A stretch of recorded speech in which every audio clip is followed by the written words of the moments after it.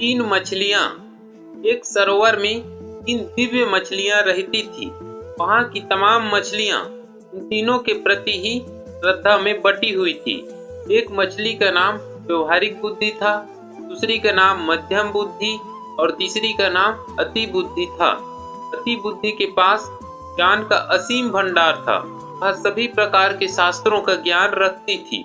मध्यम बुद्धि को उतनी ही दूर तक सोचने की आदत थी जिससे उसका वास्ता पड़ता था।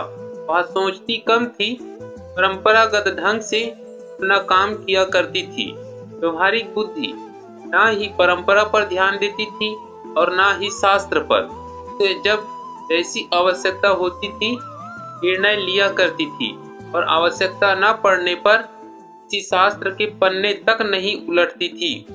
एक दिन कुछ मछुआरे सरोवर के तट पर आए और मछलियों की बहुतायत देखकर बातें करने लगे कि यहाँ काफी मछलियाँ हैं, वहाँ आकर हम इसमें जाल डालेंगे। उनकी बातें मछलियों ने सुनी। व्यवहारिक बुद्धि ने कहा, हमें फौरन यह तालाब छोड़ देना चाहिए। पतले सोतों का मार्ग पकड़कर उधर जंगली घास से ढके सरोवर में चले जाना चाहिए।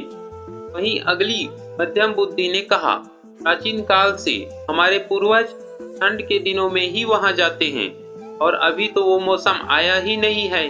हम हमारे वर्षों से चली आ रही इस परंपरा को नहीं तोड़ सकते। मछुआरों का खतरा हो या ना हो, हमें इस परंपरा का ध्यान रखना है। अति बुद्धि ने गर्व से हंसते हुए कहा, तुम लोग अज्ञानी हो, तुम्हें शास्त्रों का ज्ञान नहीं है।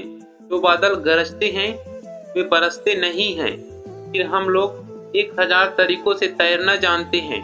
पानी के तल में जाकर बैठने की सामर्थ्यता है। हमारे पूंछ में इतनी शक्ति है कि हम जालों को फाड़ सकते हैं।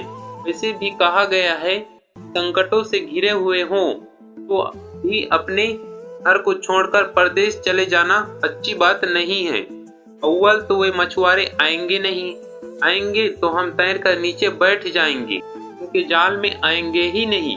एक दो फंस भी गए, पूंछ से जाल फाड़कर निकल जाएंगे। भाई, शास्त्रों और ज्ञानियों के वचनों के विरुद्ध मैं तो नहीं जाऊंगी। व्यवहारिक बुद्धि ने कहा, मैं शास्त्रों के बारे में नहीं जानती, मगर मेरी बुद्धि कहती है मनुष्य जैसे ताकतवर और भयानक शत्रु की आशंका सिर पर हो तो भाग कर कहीं छुप जाओ। ऐसा कहते हुए वह अपने अनुयायियों को लेकर चल पड़ी। मध्यम बुद्धि और अति बुद्धि अपने परंपरा और शास्त्र ज्ञान को लेकर वहीं रुक गई। अगले दिन मछुआरों ने पूरी तैयारी के साथ आकर वहां जाल डाला और उन दोनों को एक न चली। जब मछुआरे उनके विशाल शरीर को टांग रहे थे तब व्यवहारिक बुद्धि ने गहरी सांस लेकर कहा, इनके शास्त्र ज्ञान ने ही धोखा दिया। आज इनमें थोड़ी व्यवहारिक बुद्धि भी होती। व्यवहारिक बुद्धि से हमारा आशा है इस समय हमें क्या करना चाहिए और जो हम कर रहे हैं कार्य का परिणाम निकलने पर क्या समस्याएं आ सकती है, यह सोचना ही व्यवहारिक बुद्धि है। बोलचाल की भाषा में हम इसे कॉमन सेंस भी कहते हैं। और भले ही हमें शास्त्रों का ज्ञान न हो, भले ही मोटी मोटी किताबें न पढ़ी हो, अपनी सिचुएशन के अनुसार निर्णय लेना ही असली व्यवहारिक बुद्धि है। वीडियो के बारे में क्या राय है दोस्तों, कमेंट करके जरूर से बताएं।